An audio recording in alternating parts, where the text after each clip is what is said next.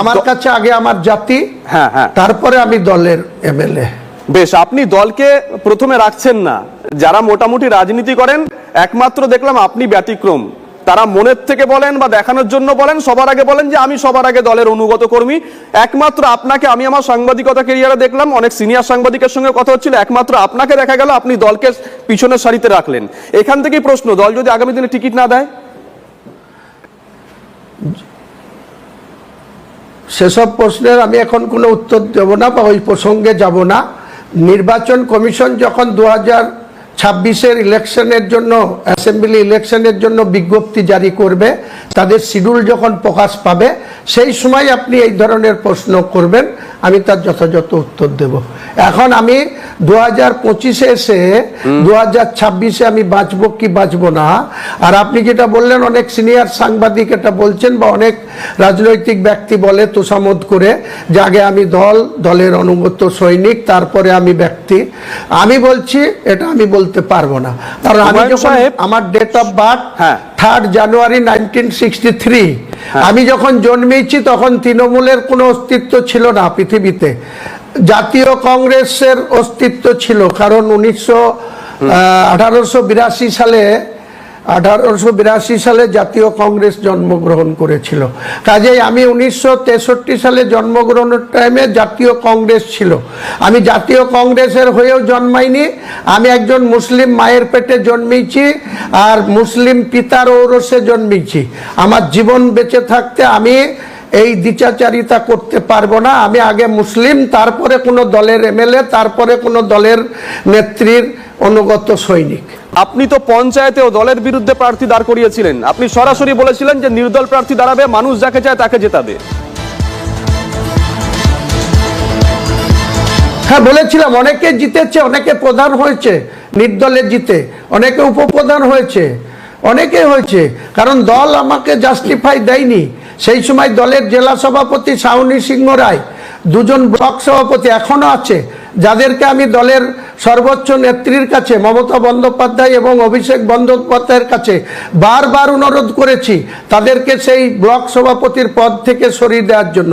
আজও পর্যন্ত দুঃখের বিষয় সরেনি, তারা বহাল তবিয়তে আছে। যার কথা বললেন শাওনি সিংহ রায়, জেলার নেত্রী কিংবা রাজ্যের অনেকে আছে, হুমায়ুন কবির বিপাকে পড়লে বা শোকজ হলে তারা মোটামুটি খুশি হয়, এটা আপনিও জানেন। আবির মাকে মিষ্টি মুখ করে তারা, আপনিও জানেন। এটা হবেই, এটাই মানুষের প্রাকৃতিক নিয়ম। যদি কারো হিংসা করে বা বিরোধিতা চায়, তারা কোনো বিপদে পড়লে তারা আনন্দ পায়। এটা এক শ্রেণীর মানুষেরই তো ক্যারেক্টার। তো সেটা আমি ওসব নিয়ে কিছু মনে করি না, কারণ আমি ঈশ্বরে বিশ্বাসী, আল্লাহ বিশ্বাসী।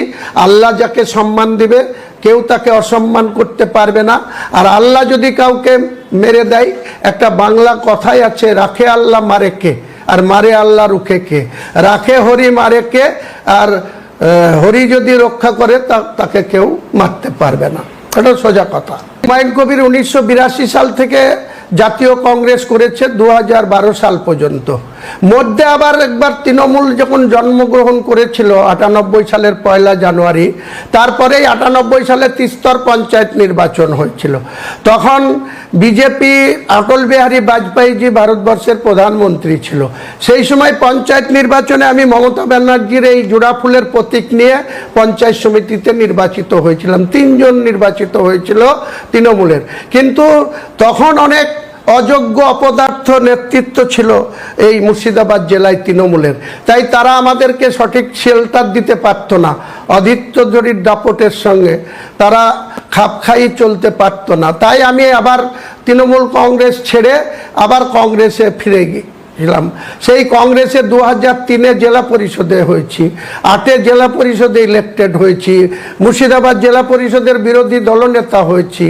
তারপরে আবার 11-তে জাতীয় কংগ্রেস আমাকে টিকিট দিয়েছে, টিকিট চাইতে যাইনি, বায়োডাটাও জমা দিতে হয়নি, আমাকেই নতুন বিধানসভা রেজিনগর সত্য সেখানে টিকিট দিয়েছিল। আমি, মানুষ ভোট দিয়েছিল, মানুষ সম্মান দিয়েছে, আমি নির্বাচিত হয়েছিলাম।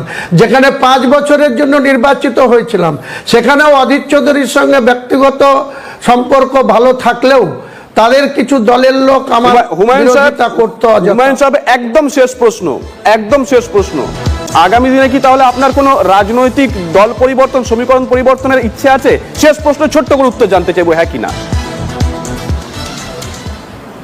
কোনো প্রশ্নের উত্তর নেই, এই যে এই ধরনের কোনো অভিপ্রায় নেই আচ্ছা। যে দল চেঞ্জ করব। যতদিন বাঁচবো মমতা বন্দ্যোপাধ্যায়কে আমার আইকন এবং অভিষেক বন্দ্যোপাধ্যায়কে আমার সেনাপতি মেনে বেশ। আমি থাকতে চাই দলে। দল যদি আমাকে কোনো কারণে সেই সুযোগ থেকে বঞ্চিত করে তখন ভবিষ্যতের কথা ভবিষ্যৎ বলবো।